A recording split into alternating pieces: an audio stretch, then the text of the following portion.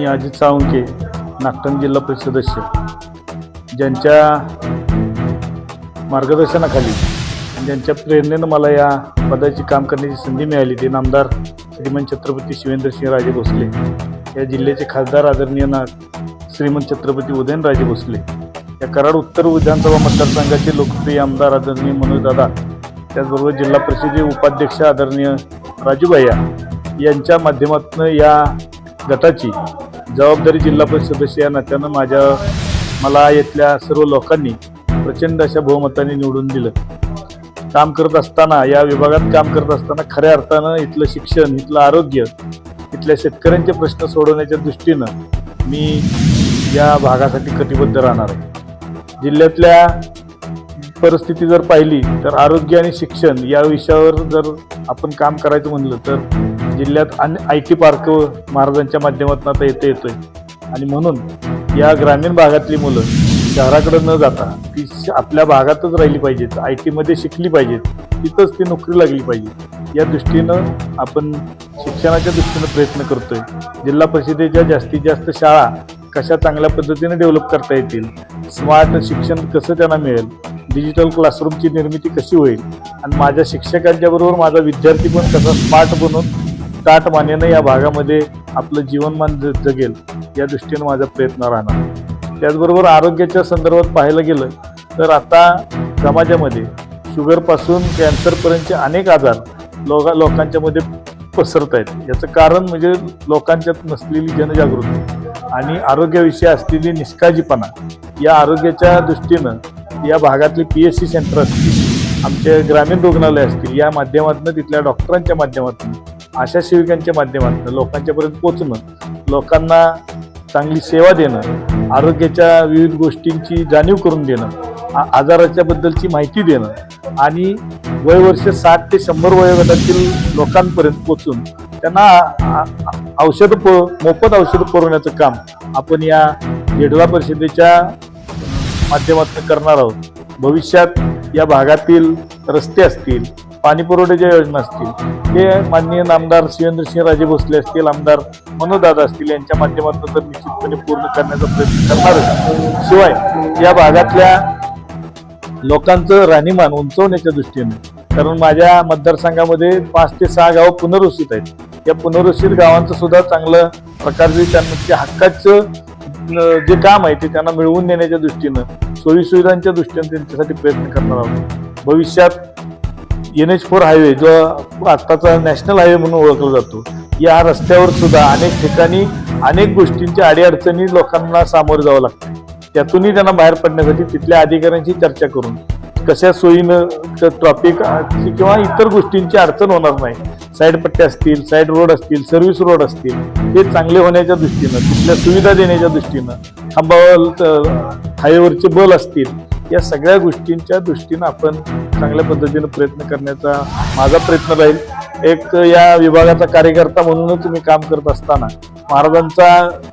महाराजांनी टाकलेला विश्वास आणि जनतेने दिलेलं भरभरून असं मताधिक्य, याच्या आशीर्वादावरच मी माझी भविष्याची वाटचाल करणार आहे. भविष्यात या मतदारसंघाचा कायापालट करण्याच्या दृष्टीनं या तिन्ही मंडळींचं, म्हणजे खासदार उदयनराजे भोसले असतील, नामदार शिवेंद्र महाराज असतील, त्याचबरोबर आमदार मनोजदादा असतील आणि माझ्याबरोबर माझ्या पाठीशी राहणारे राजूभाई असतील, यांच्या मदतीनं, यांच्या सहकार्यानं या विभागातील सगळे ज्येष्ठ नेते, तरुण कार्यकर्ते, माता भगिनी यांच्या सहकार्यानं या विभागाचा नागटाणे गटाचा निश्चितपणे कायापालट होईल.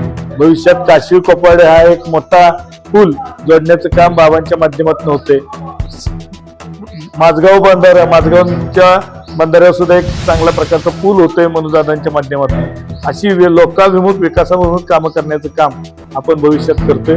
मनोजदादांच्या रूपाने या विभागाला लाभलेले आमदार, त्यांच्या रूपानं लाभलेला लोकप्रिय आमदार, एक लोकांचे जनतेचं काम करणारे आमदार म्हणून ओळखलं जातं.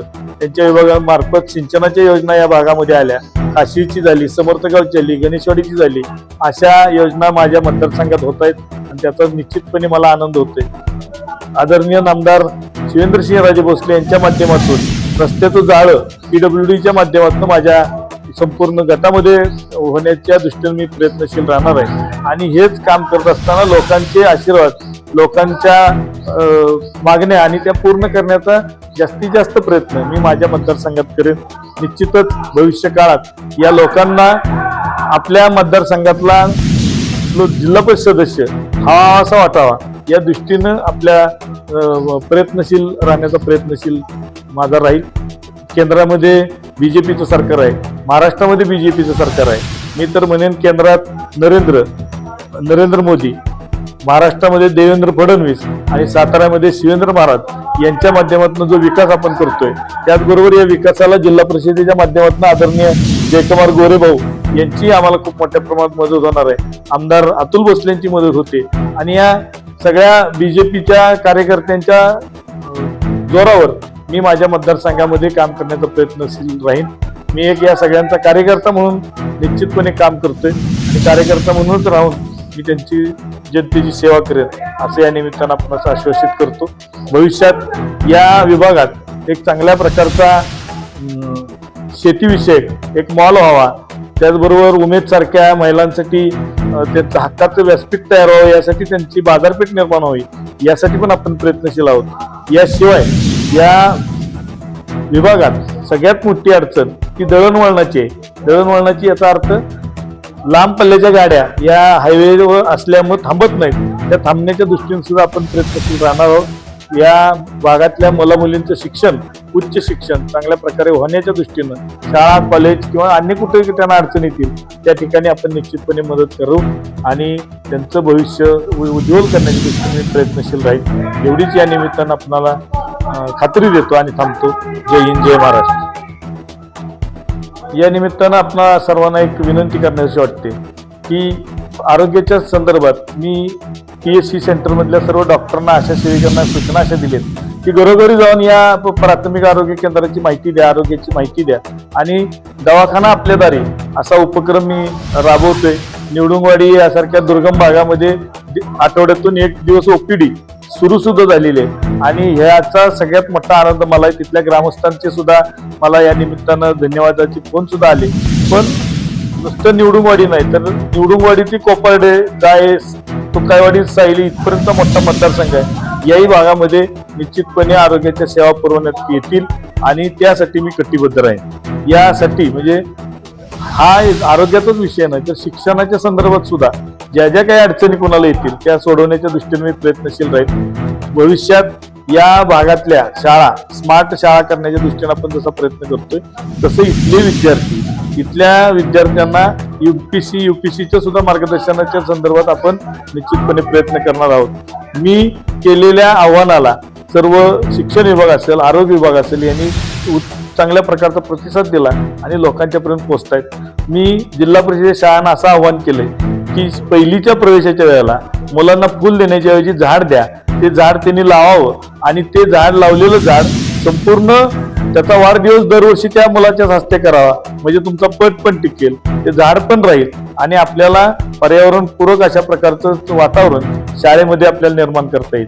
या सगळ्या संदर्भात काही अडचणी निर्माण जर झाल्या तर माझा नंबर आहे 9822-600-430 या नंबरवर केव्हाही 24/7 आपल्याला मला फोन करू शकता. मी आपल्यासाठी कायम तत्पर राहीन अशी या निमित्तानं तुम्हाला खात्री देतो. याशिवाय ज्या ज्या काही तुमच्या अडचणी असतील त्या अडचणी सोडवण्यासाठी मी नेहमीच तुमच्या पाठीशी उभा राहीन अशी या निमित्तानं खात्री देतो आणि थांबतो. जय हिंद, जय महाराष्ट्र.